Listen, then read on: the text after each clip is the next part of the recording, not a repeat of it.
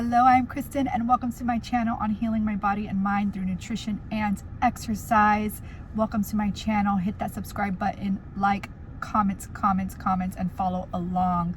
Welcome if you are new and welcome back if you've been following along. So I did a video a few weeks ago in regards to losing a lot of hair and it's still kind of falling out. So I did a little bit of research and it is normal to have seasonal hair loss. So your hair naturally is going to lose, get rid of, whatever you want to call it, throughout usually twice a year. And so I also read that it can last either a few weeks or a few months. So I'm going probably on 2 months. I have to kind of look, and I've noticed it's kind of dwindling down. It's not as much as it was even a few weeks ago. And so I think that might be the issue and not so much something that I'm eating, but I'm definitely going to keep an eye on that. And I have a haircut coming up soon. It's been a long time since I've gotten a haircut. And I know that they usually say that it's good to kind of just trim your hair and get rid of all the dead ends, which I know that I definitely have. So I'm going to continue to journal, see what I'm eating, and see if there's any change, especially after I cut my hair. Question for you: have you noticed any seasonal losing of your hair and how long it lasts? And then also, have you noticed it strengthening and maybe losing less after a haircut? Have you even put those two things together? I would love to hear that in the comments if this is something that has happened to you and what is going on with you, just to see if it's something that is similar to my case. So other than that, I have been doing really well. There is just one thing that has been very frustrating, has been on my mind, has been something that I just can't pinpoint. And it is my anxiety. It's so much better than it was before I started carnivore, but it is still something that's lingering. And it's becoming very frustrating because I don't know if it is because recently I've had some things in my life with work and things in my life with the kids and family of just a little bit of stress.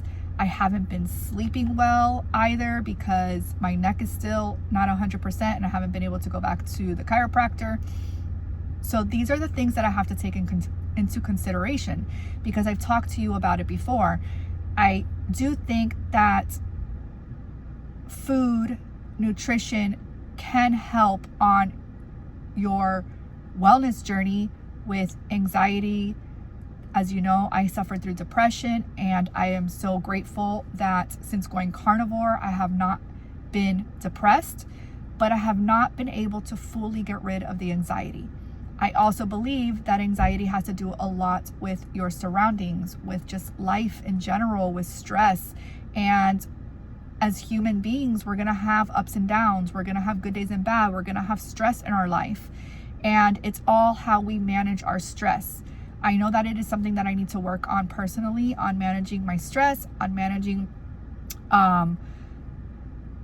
the way that I react to things. And I am kind of like an empath where I am sensitive to feelings. So if I'm also surrounded by people who are going through something and are really stressed and are anxious themselves, I feel that, and it's exhausting. So I try to stay away from the negativity, but of course, sometimes you are going to be surrounded by that.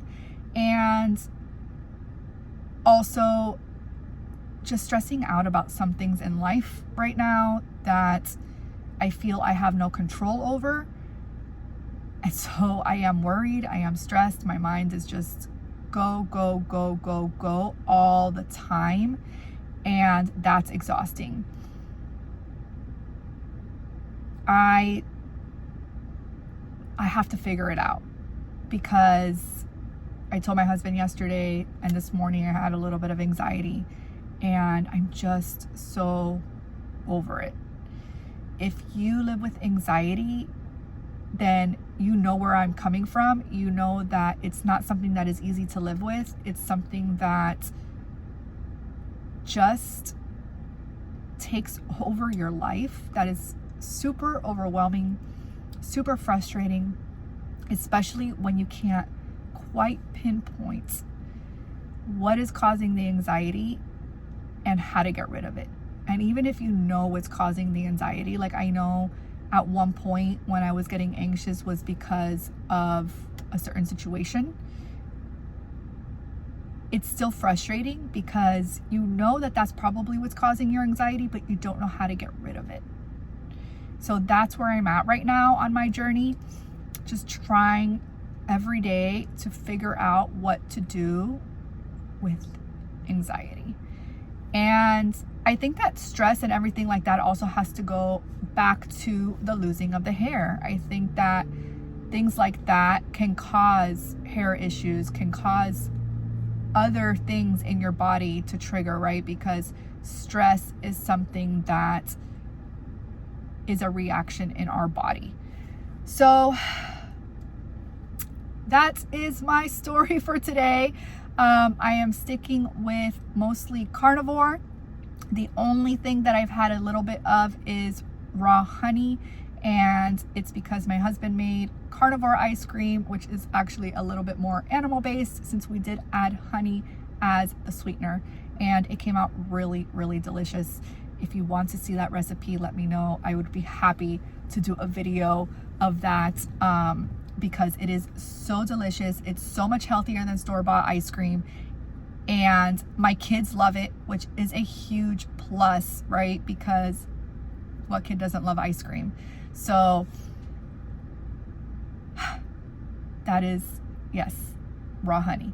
And very little of it really, because I actually even forget that we have ice cream in the freezer. I have never been a huge sweets person. I do love chocolate, but my thing for me was mostly carbs, like pasta. I love pasta. I still miss pasta. I'm not gonna lie.